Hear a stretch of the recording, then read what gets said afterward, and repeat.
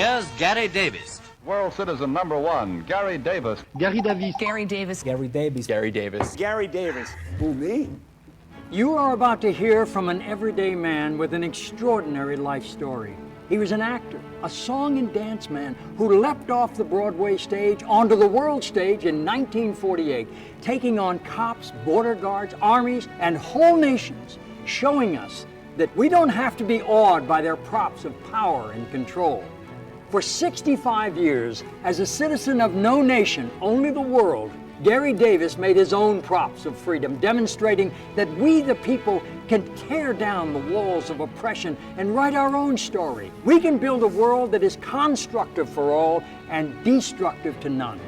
A world in which all of us can truly say, the world is my country.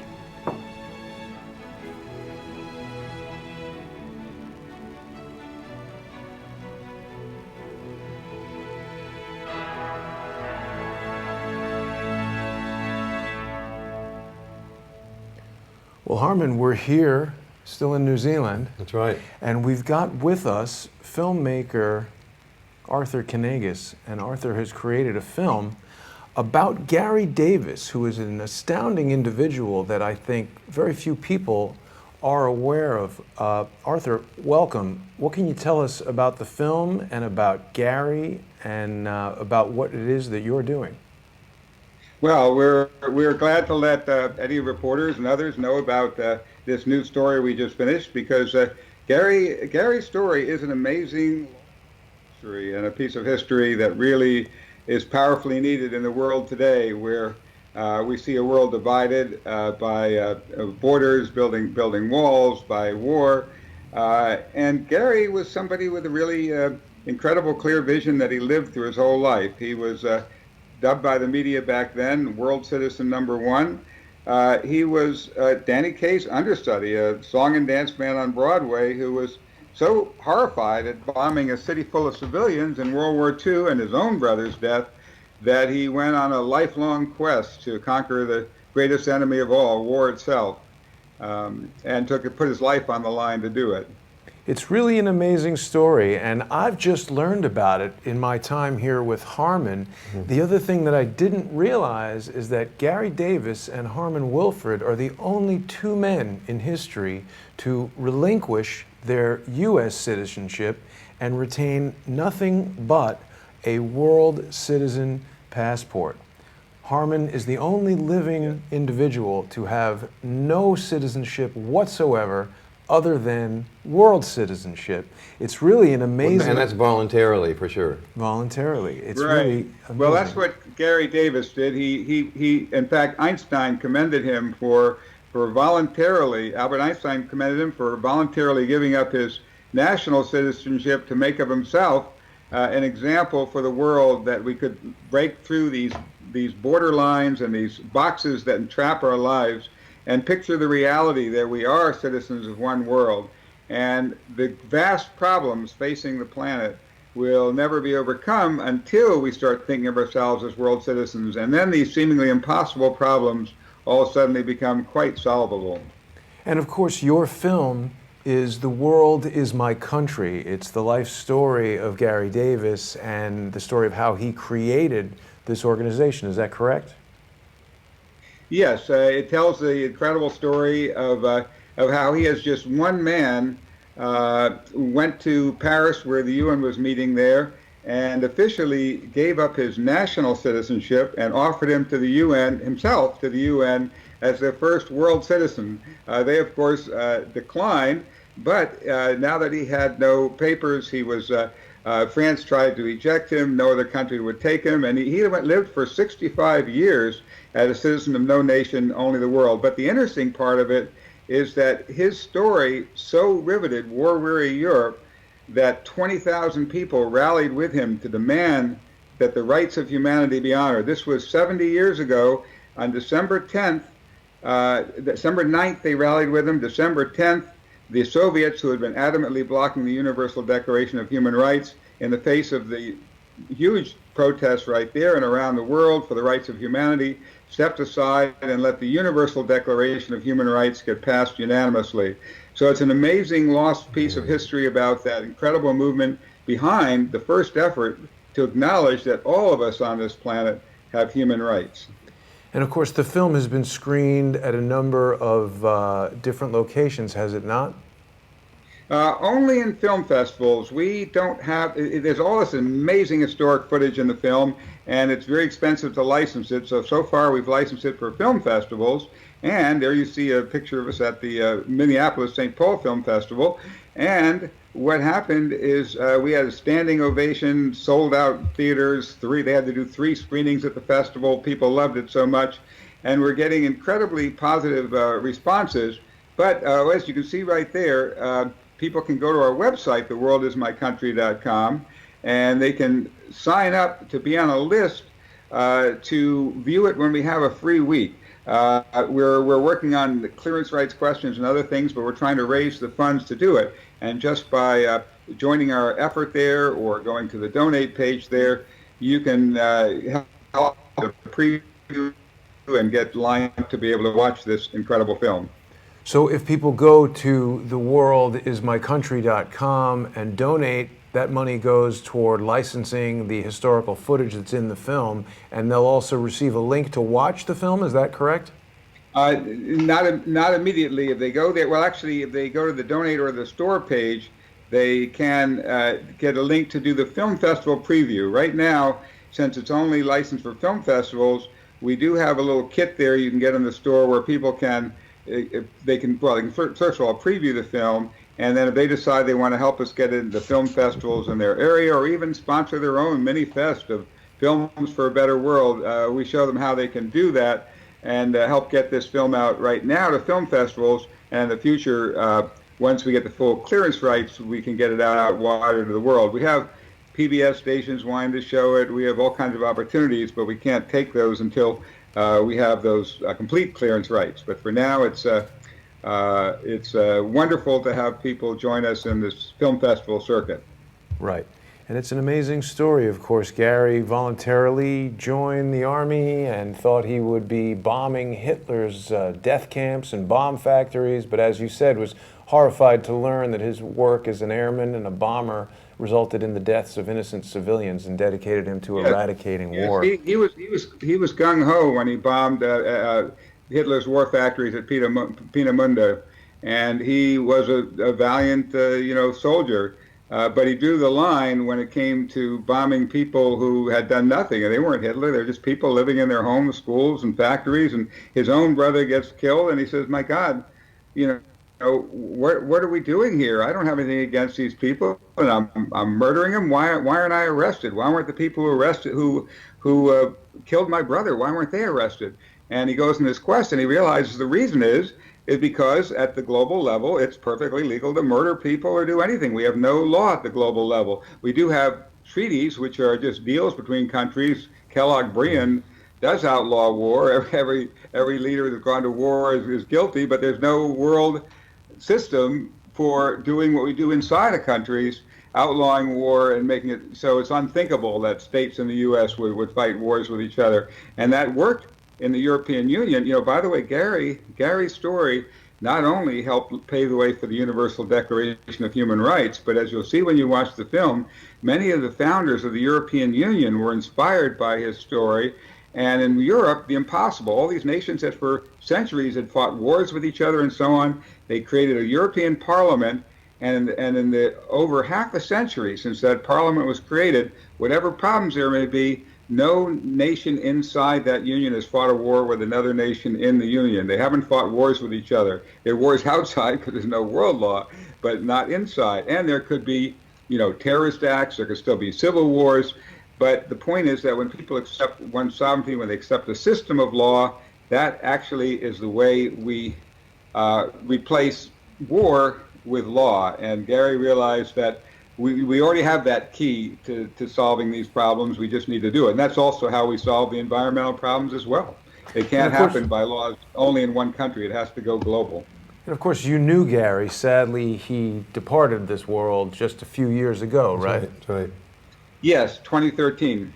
2013. And he was but we are so thrilled that we got to film and capture his story right up to the end. He was my friend for a quarter of a century, Yeah. And I was so pleased that he got to even see the first rough cuts of our film to know his story would finally reach the world. You know, I was introduced to you, Arthur, back in 2006, 2007, I think, and I joined the World Citizenship Group. I made a donation, got my passport. I'll show it again with my picture. Let's see, the date was 17th of May, 2006. And I recall talking with you back then, but I must say, listening to you speak is reminiscent of listening to Garry speak. You've learned the script very well. Obviously, it's coming from your heart. Garry always spoke from his heart, and as you may know, we created a VoIP phone company back then, and we enjoyed him so much. We contributed a phone to him. We let him use our phone system throughout the world for a while, and really tried to help him in every way we could. Oh, good for you.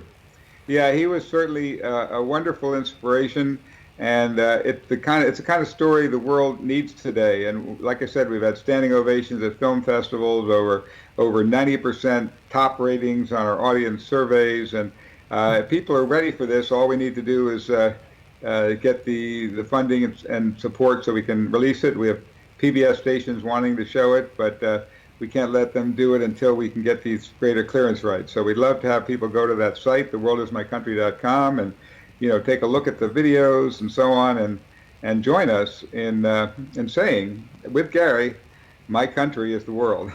Well, and Garry always encouraged me, Arthur, as you know. When I renounced my citizenship, it was under very different circumstances. I was literally being pursued by the CIA. I had blown the whistle on the CIA for some quite substantial crimes, especially financial crimes. And I've been pretty much stuck in New Zealand ever since. Although Garry always encouraged me to take my passport and go travel, it was a bit different for me because I didn't know how the CIA would try to receive me if I left New Zealand. So I've stayed here during this time, tried to get my citizenship here, tried to get some residency or some status here, and New Zealand has just not allowed it at this point. So I remain stateless, and at this point, as you heard earlier in the program, I'm being dubbed the America's First Refugee. But I'd really like to change that dub. I saw the film, I got to thinking about it, and I wanted to contact you to see whether or not we could assist.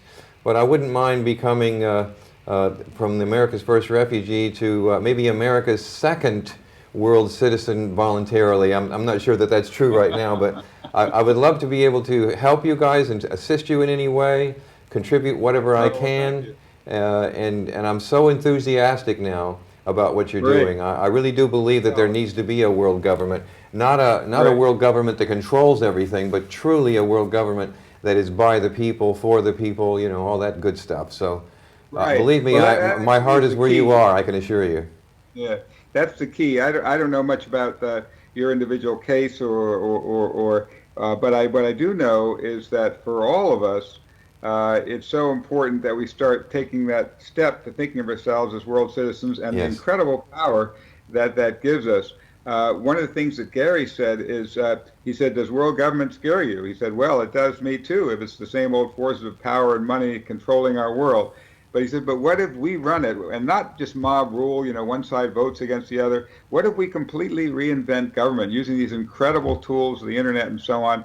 He used this whole system called synergy based on Buckminster Fuller's geodesic sphere. I mean, a system where all of us are on top, where it's truly government of, by, and for the people, and not one side voting against another, but finding a way to distill to the top the highest and best wisdom that is in each one of us, and that is in our collective wisdom, to come together and actually invent a way that all of us can effectively bring the will of the people to the expression at the global level. And the a friend of mine, Arthur, a fellow here in New Zealand named Hugh Stedman, is sort of running that particular side of things for what he calls global governance.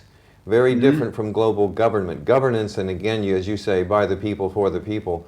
And it's not one of these world powers that controls everything, but really does give the people an opportunity to govern themselves through a governance system, crossing all borders and bringing the world together, as you say. So there's no borders for the purpose of fighting wars and being so divided. So believe me, my heart is where you are. I really do believe in what you're doing. I guess I always have, but nowadays it seems to be more than ever. Exactly. Garry loved the world global and local, and that is that everything should be as decentralized and local as possible. We should have as much local control as possible. But in order to give us the freedom to have that local control and to have that great diversity of tribes and cultures and everything, we need a protective shell at the global level that preserves the essential global things, the right to a clean and safe environment and a planet, the right to a species that survives, the right to have the essential elements that protect us, so we all have human rights and we can have our individuality, and governments can't get away with criminal activity against their citizens. So once we create that, and we have the most powerful way in the world to do it. It's not guns and bombs. Those are a weak force. Those are totally ineffective, as we've seen in the world. They never quite achieve the objective. They just create more terrorists and more problems. The most powerful force in the world is the will of the people. When we start bringing our combined will together, we have incredible power, and all the forces that be will come play to our tune. All the big companies that have been resisting people will say, "Hey, we want to play too, and join us."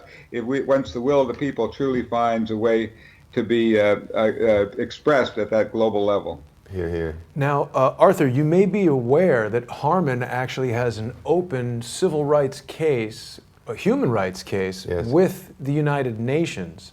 And of course, Harmon has shared with me that Garry had advised him to travel the world with his world passport and expect to be arrested and thrown in jail and all that kind of thing. But I would win eventually, blah, blah, blah. You know that story. Garry was very high on that. Jail didn't bother Garry at all. He was in jail, 43 times. Wow. He thought it was a great chance to go proselytize and talk to people. And, one thing that made Garry able to do his incredible story is that he had no fear. He didn't care if he got killed, thrown in jail, or anything. And when you have that fearlessness, people are unable to suppress him. They couldn't stop him because there's nothing they could do. And he managed to live to almost 92 years old. Yeah, and died of natural causes, huh? 65 years of those years just finally cancer got him, as many people happens. But he lived 65 years of those of that life as a citizen of no nation, only the whole planet.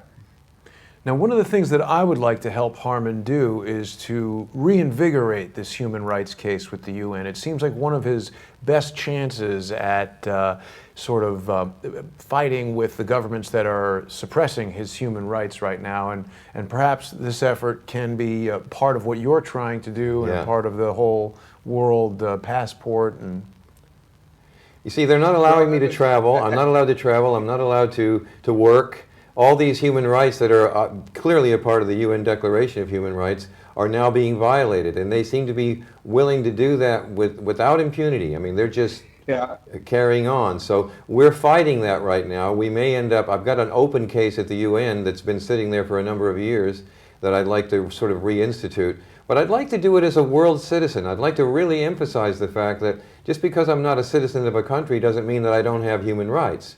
So we're going to make a shining example of this, and I'd like to get a hold of David Gallup around this and begin to get his legal team's advice as well. So that's something that I'm going to be pursuing through the world citizenship. Let me just tell your viewers that while I don't know anything about the specifics of the case, the World Service Authority in Washington, D.C., and I'm the filmmaker, I'm not part of the World Service Authority, but the World Service Authority carries on Garry's effort of issuing world passports and world IDs and so on, all mandated by segments of the Universal Declaration of Human Rights. Article 13B, everyone has the right to travel, leave their country, return to their own, and so on. And so, as you mentioned, David Gallup is the executive director there, and they do have a team of basically legal interns, law students who, there you've got the site up, and they're of course underfunded and struggling, but they also are really doing a key human rights service by putting out these documents that are not widely necessarily accepted by governments, but which in crucial cases where people have no other documentation, they've helped many refugees get out of refugee camps or save their lives, really. So it's a step forward in saying that we the people, the will of the people shall be the basis of the authority of government, as it says right there at the top. So this is the will of the people creating documents at the global level. Well, when I got my World Service Authority passport, which is the one that I've been showing everybody here, it is a scannable passport.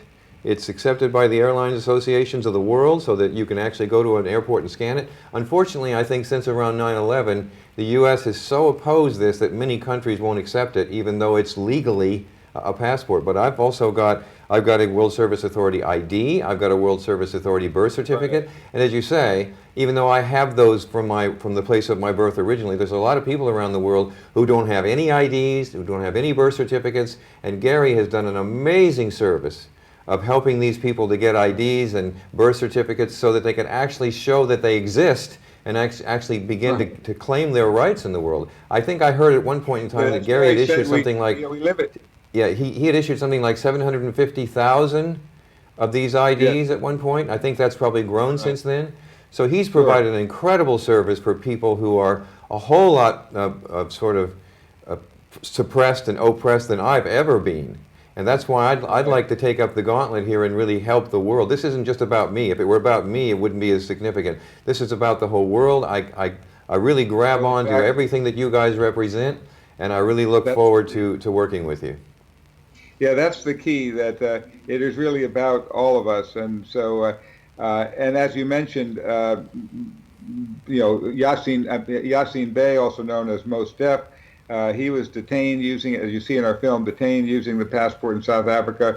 Like you said, since 9/11, nations have made it much more difficult to use it, but there still are remarkable cases when you read the files of the World Service Authority of people whose lives have been touched by it, especially in the poor or third world countries. Yes, here you see Mos Def. You're quick on pulling up these quick images, and he's in our film. And he says, basically the same thing. He has a website called A Country Called Earth, and that's all of us, folks. This is exciting, Arthur. Very exciting. Yeah, well, it's important. I think a lot of people may not realize, Arthur, that the lack of a passport, the lack of a nationality, is not a joke. I mean, this is obviously, we know that Harmon is confined to New Zealand, but for people who aren't married, Harmon can't work without a passport, without a nationality. You are barred from so many of the things that each of us take for granted. So this is really an important issue for us to bring people's attention to. Yes. And I can't thank you enough for joining us today. I know you've only got a little bit of time, so was there anything else you wanted to share with our audience before we go? Well, just to invite them all, as you've mentioned, to go to the site, theworldismycountry.com, take a look at the trailer, click on the store, the donate button, learn about this, and especially sign up to see this when we get enough people signing and get some funds for further clearances. You'll get to see the film free during that week if you sign up. And this is a chance for us, we the people, to choose our top level citizenship. Not that Garry said he didn't encourage anyone else to give up national citizenship like you've done. He said, I'm not doing this because I think people should give up citizenship. I'm doing this because I wanted to let people know they can add the top level, and I wanted to just prove that one person could do it in order to call attention to the key issue of our identifying ourselves as world citizens. That's right. That's right. Well, I really appreciate what you guys have done over the years, and as we started out here back in 2006, 2007, and you said back then you were going to do a film, and you have done. So this film needs to get out there for sure. And you see that picture of Garry dancing. He always said, right up to the very end on his deathbed, he said, but if it hadn't been fun, he couldn't have done it. The key to what he did is he was an actor. And he would come to like a border where most people would be intimidated. Here's all these barbed wire and guns and everything. And he'd say, this is a set. These are actors, they're trying to intimidate me with this set. So instead of playing their game, he would draw them into his game. And it would drive him crazy because they'd have to play. And there's some amazing stories about that. So he was a unique guy, no doubt about it. And I got a chance to see the film when you guys put it out there with a code here a while back. And I was amazed. I would love for Jason to be able to see that, but it sounds like you're beyond the point of just being able to allow people to show it. Are you not? Well, we can certain press people, we could do a private screening, but it can't be made public yet, not till we get the full clearance rights. Okay, We certainly will wait for that. Yeah, we'll wait for that, and we'll continue to stay in contact with you so that we can do some of that if need be. But one way or the other, I want to be a part of this, Arthur. Wonderful. All right. Well, we welcome all kinds of people around the world to be supporters, and thank you. So, and have good luck with your ventures as a world citizen. Thank you very much. The World is My Country is the film, and our guest has been Arthur Kanegis, the filmmaker. Arthur, thank you so much for joining us, and thank you for bringing people's attention to Garry Davis's story. And we look forward to Harmon being recognized as the first world citizen, or I should say, the second world citizen. Or just as a world citizen, period. I mean, all of us can be very proud of that, can't we? Absolutely. Right. Very good. All right. Thank you. Thumbs up, Arthur. Thank you. Have a good Thank day. you. Thanks, everyone, for watching. We'll see you soon.